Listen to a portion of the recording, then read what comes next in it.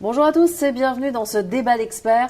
Comme chaque fois, la règle est simple, pas de tabou, pas de langue de bois. Et aujourd'hui, nous sommes en compagnie de Marc Renaud de Mandarine Gestion et de Thomas Louis d'Acer Finance. Marc, bonjour. Bonjour. Thomas, bonjour. Bonjour. Alors, dites-moi franchement, l'un et l'autre, entre nous, est-ce que vous attendiez à une telle performance pour le CAC 40 en 2012, Thomas ?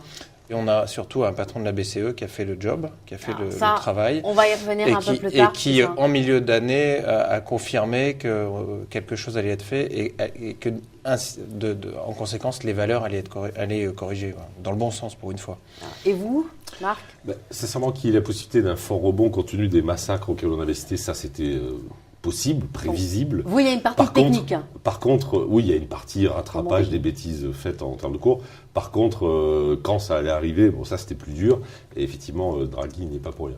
Alors, justement, Draghi, qui a été surnommé aussi Super Mario, il a quand même pas tout résolu. Non, il n'a pas tout résolu. Il a levé un certain nombre d'incertitudes. L'incertitude d'abord sur les banques, c'était la première des sources d'inquiétude. La deuxième, c'est sur le financement des économies. Et il a donné un environnement, un horizon. À 3 ans, on peut trouver du refinancement pour toutes les dettes qui se présentent, ce qui est quand même une vraie nouvelle et qui, encore une fois, donne un peu de visibilité à l'ensemble. En gros, c'est ouvrir la vanne des liquidités. Si partout ailleurs c'est ouvert et que vous ne l'ouvrez pas, ça va devenir votre problème. Donc il fallait aussi réagir en fonction de l'environnement macroéconomique international. Enfin, l'environnement macroéconomique, on voit par rapport aux vannes de liquidités, aujourd'hui l'inflation a plutôt reculé. Alors finalement, elle ne va pas reculer pour longtemps. On n'en sait rien en fait. C'est vrai que la théorie macroéconomique est mise à mal en ce moment. Il est communément admis que quand on ouvre les liquidités, Dieu sait si on balance des liquidités depuis 15 ans dans l'économie, ça produit in fine de l'inflation. Et en fait, on ne le voit pas. Alors, les gens qui pensent que ça n'arrivera pas expliquent que c'est lié au fait de la mondialisation qui incontestablement entraîne une baisse des prix. On peut citer Internet aussi, c'est la vérité des prix. Donc on a, et puis par ailleurs en Europe, un taux de chômage aussi élevé qui fait que ça va avoir du mal à passer par les salaires. Donc en fait, la théorie macroéconomique militerait pour une reprise sur l'inflation, on ne la voit pas arriver sincèrement. Alors vous parlez de reprise, ça c'est quand même la grande question. On voit bien, on parle plus de récession que de reprise. On l'a vu encore avec les chiffres de l'Allemagne, avec un PIB en baisse au 4e trimestre. Donc même le pilier de l'économie européenne disparaît finalement. La croissance, on ne la voit pas arriver. Ce qui nous intéresse, nous dans nos métiers tout particulièrement, c'est d'aller voir la croissance sur certaines valeurs, voir comment certaines valeurs vont tirer leur épingle du jeu, soit d'une croissance mondiale malgré tout autour de 3,5% pour l'année qui vient, ce qui n'est pas négligeable. Dans un environnement sans inflation ou avec peu d'inflation, c'est loin d'être négligeable. Donc ça nous permet de nous poser de vraies questions sur les valeurs. Oui, mais vous êtes quand même des spécialistes de la zone euro. Alors est-ce que ce n'est pas un peu utopique de se dire je vais investir sur des valeurs de la zone euro alors que finalement, la zone euro, c'est la zone où il y a moins de croissance, il y a beaucoup d'incertitudes, on ne voit pas la croissance repartir. Finalement, l'environnement est plutôt négatif pour un gérant. Attention, parce que la zone euro, c'est une zone d'échange considérable. La première zone mondiale, d'ailleurs, d'échange, on l'oublie trop souvent. On a, dans des facteurs positifs, on a l'arrivée de la Russie dans l'OMC, qu'on oublie, qui était une vraie bonne nouvelle pour toute notre zone malgré tout.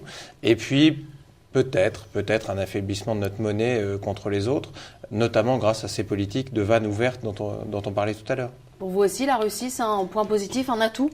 Oui, c'est un plus. C'est un pays qui est riche de ses matières premières, qui est en phase de hausse de sa consommation. Puis d'une façon générale, alors je ne sais pas s'il faut s'en réjouir, mais beaucoup plus de 50% des résultats des entreprises du stock 50 sont faits hors d'Europe. Et ça, évidemment, c'est une erreur qu'il ne faut pas faire, assimiler la cote européenne à la conjoncture européenne.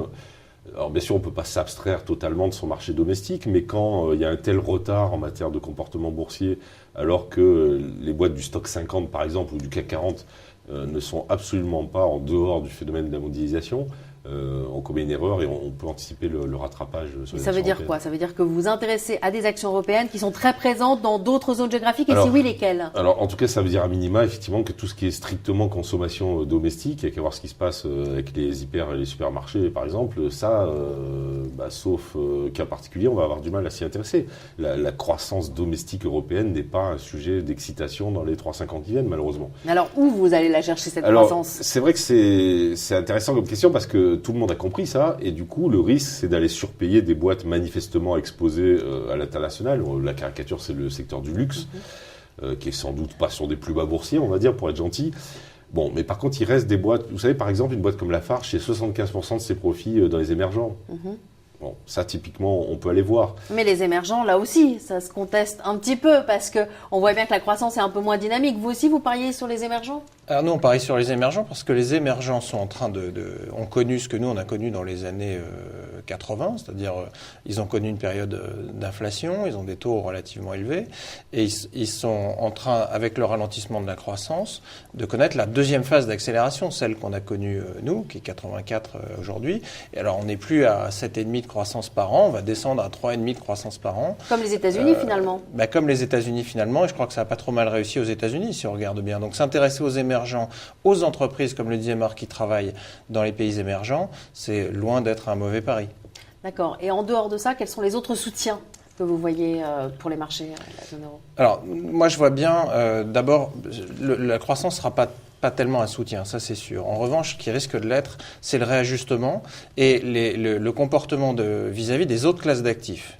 Qu'est-ce qu'on va faire sur les obligations aujourd'hui ? La réponse, c'est pas grand-chose, entre pas grand-chose et rien, mis à part quelques claques à prendre sur des menaces inflationnistes, quand bien même elles apparaîtraient. Enfin, tout état de cause, il n'y a pas grand-chose à aller chercher. Sur l'immobilier, en tous les cas, l'immobilier français, comme classe d'actifs aujourd'hui, je pense qu'il vaut mieux s'en détacher pendant un petit moment aussi. Donc en fait, c'est également un choix par défaut. Dans les années 68-70, on a eu comme choix par défaut les actions.